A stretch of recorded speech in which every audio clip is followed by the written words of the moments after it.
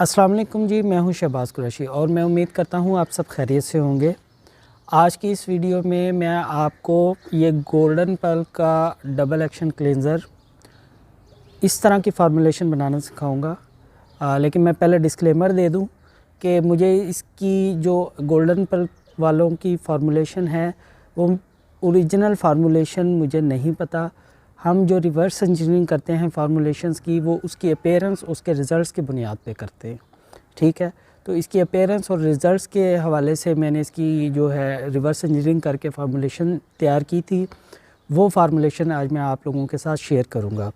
और फार्मूले की जो कॉस्ट है, पहले मैं वो शेयर करता था, लेकिन अब फार्मूलेशन की कॉस्ट शेयर करने का फ़ायदा नहीं है, क्योंकि जो रॉ मटेरियल्स के रेट्स हैं उसका कोई पता नहीं चलता, वो दिन ब दिन चेंज होते रहते हैं। तो इसलिए एग्जैक्ट फार्मूलेशन की कॉस्ट आपको नहीं दी जाएगी। और इसके अलावा ये है कि ये फार्मूला मैं आपको दे रहा हूँ, फ़ी सबीलिल्लाह दे रहा हूँ। ठीक है, मेरा इसमें कोई माली मुफाद नहीं है। और तीसरा ये है कि इस फार्मूलेशन में आप जो रद्द-बदल करना चाहें, जो आप चेंजेस चाहते हैं, वो आपने ख़ुद करनी है। इसकी कॉस्टिंग अगर आपने कम करनी है, ज़्यादा करनी है, वो आपने ख़ुद करनी है। ठीक है, और फार्मूलेशन मैं आपको 1 केजी की दूंगा। और लास्टली मैं आपको ये बता दूं कि मेरी फार्मूलेशन 100, जब आप उसको कैलकुलेट करते हैं तो वो 100% से 1, 2, 3, 4% तक ज़्यादा होती है। उसका रीज़न ये होता है, मैं ज़्यादा इसलिए देता हूँ कि जब हॉट प्रोसेस प्रोडक्ट हम तैयार करते हैं, जिसमें हम फेजेस को यानी प्रोडक्ट को हीट करके बनाते हैं रॉ मटेरियल को, तो ख़ास तौर पे सम टाइम ये होता है कि वाटर इवेपोरेशन होती है। उस वाटर इवेपोरेशन के नतीजे में क्या होता है, वाटर लॉस होता है। वाटर लॉस हो के जो आपका फाइनल प्रोडक्ट बनती है, तो उसकी जो मिकदार है, मिसाल के तौर पे आप 1 केजी बनाते हैं, तो सम टाइम ये होता है कि वो आपकी 1 केजी पूरी नहीं बनती, बहुत ज़्यादा वाटर लॉस हो गया, तो कहीं वो 970 ग्राम बन गई या 980 ग्राम बन गई या जितनी भी बन जाए। तो उस चीज़ को कंपनसेट करने के लिए मैं क्या करता हूँ कि मैं आप लोगों को जो भी फार्मूलेशन देता हूँ, मैं उसमें पानी की मिकदार थोड़ी सी ज़्यादा रखता हूँ, ताकि जब आप बनाएं तो वो आपकी कमोबेश जो है ना वाटर लॉस के बाद प्रोडक्ट वो पूरी 1 केजी यानी ऑलमोस्ट नियर टू 100% बन जाए।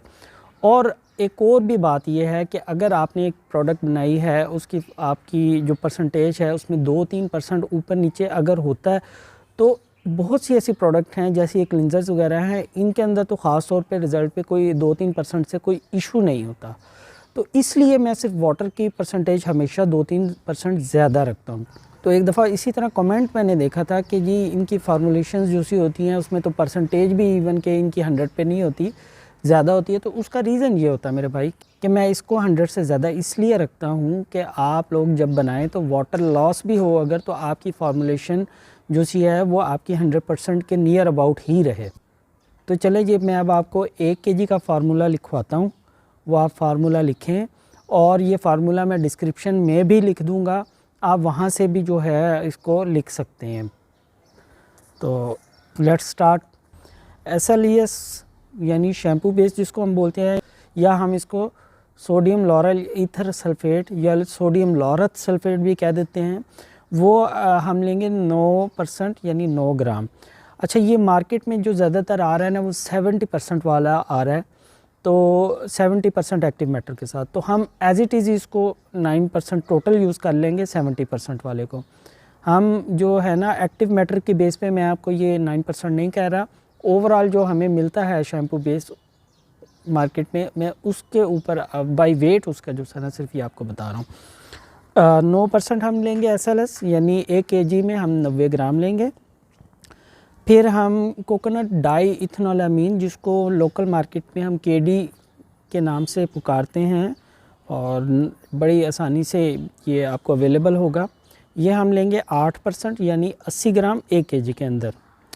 और डीआयोनाइज्ड वाटर यानी डीमिनरलाइज्ड वाटर जिसको बोलते हैं, RO वाटर भी कह देते हैं, डबल डिस्टिल्ड वाटर भी, जिसमें जो उसकी TDS हैं वो 10 से नीचे हों तो बेहतर है, वो आपने लेना है।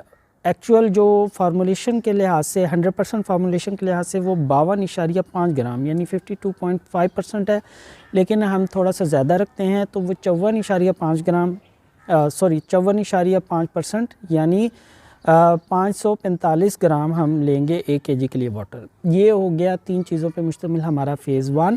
इसको आपने किसी भी स्टेनलेस स्टील के बर्तन में डाल के और इसको आपने हीट शुरू कर देनी है। और इसको फ़ेज़ 1 में ये जब पानी के अंदर ये दोनों सरफेक्टेंट्स जो से हैं ये मिक्स हो जाएँ, घुल जाएँ, नज़र ना आए, एक क्लियर लिक्विड बन जाएगा, तो ये हॉट लिक्विड जो है आपका फ़ेज़ 1 हो जाएगा। टेम्परेचर ये है कि आपने सिर्फ एवेपोरेशन को देखना है, इसलिए आप उसको जो आंच होगी चूल्हे की वो आपने सिर्फ एवेपोरेशन कंट्रोल करने के लिए इसको मेंटेन रखना है। नॉर्मल सी आंच पे इसको पका लें तो ये हो जाएगा। फ़ेज़ सेकंड है, इसको भी आपने हीट करना है। इसमें हम सीटोसिटाइल या sterile alcohol CETEARYL sterile alcohol या जिसको हम ज़ुबान में इधर लोकली बोलते हैं सीटो, बाज़ लोग इसको C2 भी बोल देते हैं। तो आपने ये सीटोसिटाइल अल्कोहल या स्टीराइल अल्कोहल भी इसको बोल देते हैं, ये आपने 19% लेना है 190 ग्राम। और इसके बाद स्पैन 60 SPAN स्पैन 60 नंबर, ठीक है ना, स्पैन 60 ये आपने लेना है 4%। ये भी इमल्सिफायर है और ये आपको मिल जाएगा लोकल मार्केट में, लाहौर में, पापड़ मंडी में। थोड़ा सा आप ज़रा सर्च कर लेंगे तो बिल्कुल मिल जाएगा। और अगर पापड़ मंडी में ना मिले आपको तो फिर कराची में आप जो हैं रॉ मटेरियल वाले उनसे किसी से भी आप ले सकते हैं। तो ये स्पैन 60 बहरहाल अवेलेबल है, ये क्रोडा की प्रोडक्ट है, ब्रांड है बेसिकली स्पैन 60। और ये हमारा है जी फ़ेज़ 2।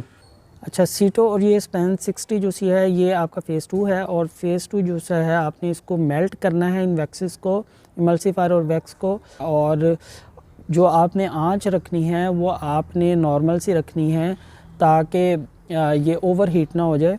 ओवर हीट से सबसे पहला प्रॉब्लम वैक्सेस के अंदर ख़ास तौर पे ये आता है कि बहुत ज़्यादा ओवर हीट होने लग जाए, यानी इसके स्मोक पॉइंट से ऊपर चला जाए टेम्परेचर, तो इसमें आग लग जाती है। तो ये आपने किसी भी वैक्स को मेल्ट करते हुए ये एक चीज़ ध्यान रखनी है कि उसमें जो है ना उसकी जो आपने ओवर हीट नहीं करना। और जहाँ तक रह गई कि इसका टेम्परेचर कितना होना चाहिए, तो आप 70 से 80 के दरमियान भी रख लेंगे तो इजीली मेल्ट हो जाएंगी। क्योंकि जैसे ये स्टीराइल अल्कोहल जो है ये जिसको सीटो बोलते हैं, इसका मेल्टिंग पॉइंट रफली जो है ना 50-60 या 65 मैक्सिमम इस टेम्परेचर पे ये मेल्ट हो जाती है। तो बहरहाल वो आप खुद ही देख लें, इतना इशू नहीं होता कि आप जो है एक डिग्री का चेक करें। एहतियात जो है वो मैंने आपको पहले बता दिया है। तो आपने जो है ना ये फ़ेज़ 2 को इतना कर लेना है। अब जब ये फ़ेज़ 2 आपका मेल्ट हो जाए और फ़ेज़ 1 भी आपका जो है वो तैयार हो जाए, यानी क्लियर लिक्विड बन जाए पानी का और SLES और KD का, तो दोनों जैसे ही हॉट हो तो आपने क्या करना है, आपने इनको जो है ना इसमें डाल के मिक्सिंग कर लेनी है। कोशिश करें कि आप पानी वाला जो फ़ेज़ है यानी फ़ेज़ 1 है उसको फ़ेज़ 2 के अंदर डाल के तो फिर आप उसकी मिक्सिंग करें और इसकी इमल्सिफिकेशन जो सी ना स्टार्ट हो जाएगी। इसी दौरान आपने क्या करना है कि ये आपकी मिक्सिंग के दौरान ही और आपने बेंटोनाइट लेनी है, क्ले है बेसिकली बेंटोनाइट, और ये भी आपको लाहौर पापड़ मंडी से भी मिल जाएगी, कराची में जो कॉस्मेटिक्स के केमिकल्स वाले हैं उनसे भी मिल जाएगी। तो वहाँ पे आप ये बेंटोनाइट आपने 1.5% यूज़ करनी है। आप कम भी कर सकते हैं, ज़्यादा भी कर सकते हैं। फिर इसी तरह जैसे फ़ेज़ 2 में आपकी सीटोसिटाइल है या स्पैन 60 है, इसको आप कम ज़्यादा कर सकते हैं। तो ये आपने ख़ुद से ही तजर्बा करके देखना है। मैंने इनको चीज़ों को इधर सेट किया हुआ है, बाकी आपकी मर्ज़ी है, आप अपनी चॉइस के मुताबिक इसको ऊपर नीचे कर सकते हैं। अच्छा जी, बात आ गई थी फ़ेज़ 3 की। तो बेंटोनाइट 1.5% यानी 15 ग्राम, ग्लिसरीन 3% यानी 30 ग्राम, और PG यानी प्रोपिलीन ग्लाइकोल जो है 2% यूज़ कर लें, 20 ग्राम।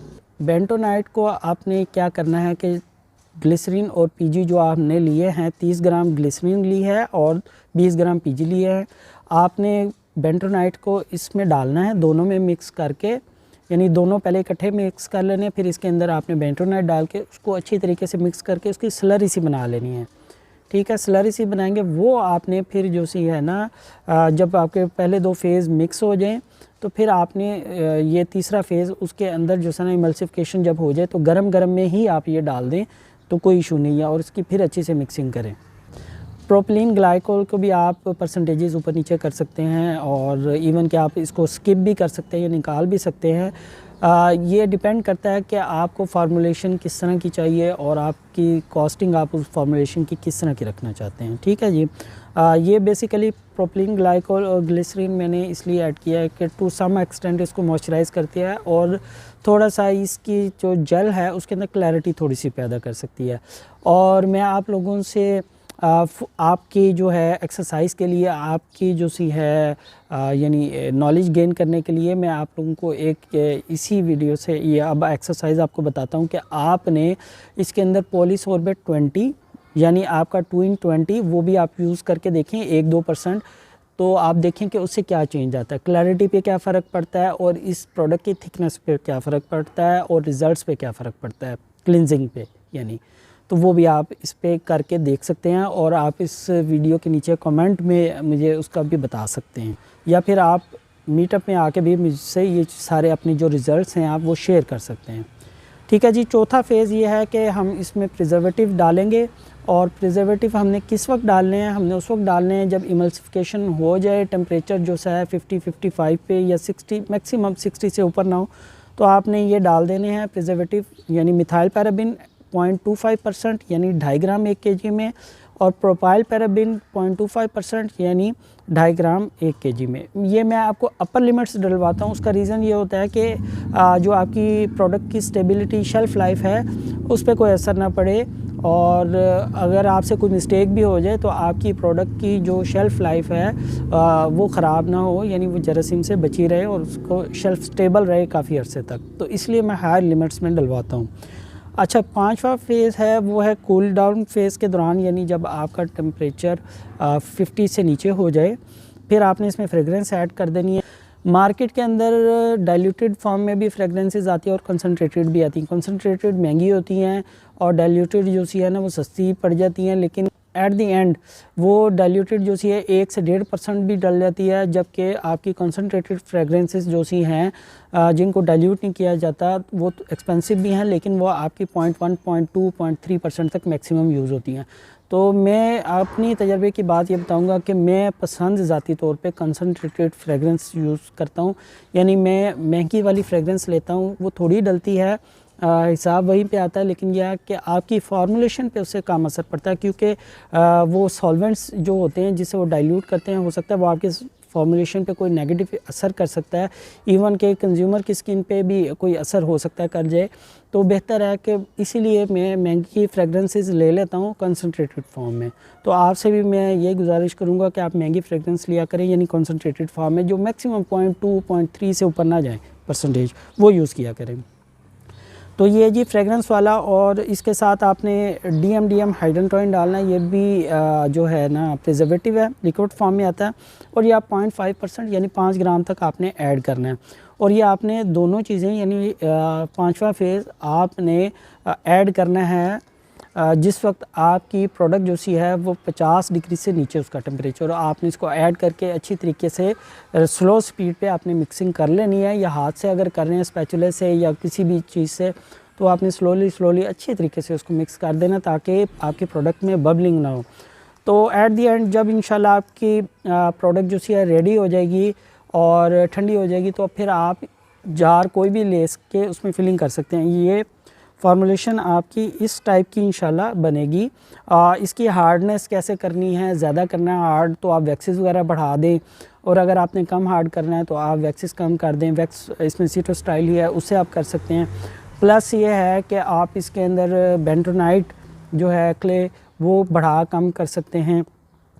अच्छा, ये वाली अब मैंने आपको गोल्डन पर्ल की डबल एक्शन की तरह की आपको ये डबल एक्शन क्रीम की मैंने फार्मूलेशन दे दी है। अब आपका क्या काम है कि आप इसको बनाएं और इसको आगे सेल करें, और जब आपकी चीज़ सेल होने लग जाए तो मेरे लिए भी आप दुआ कर दिया करें। तो आप लोगों से मैं यही कंट्रीब्यूशन चाहता हूं कि अगर आपको मेरी वजह से कोई फ़ायदा हो रहा है तो बराए मेहरबानी मेरे हक़ में दुआ किया करें। तो नेक्स्ट वीडियो तक के लिए इजाज़त दें। शुक्रिया। अल्लाह हाफ़िज़।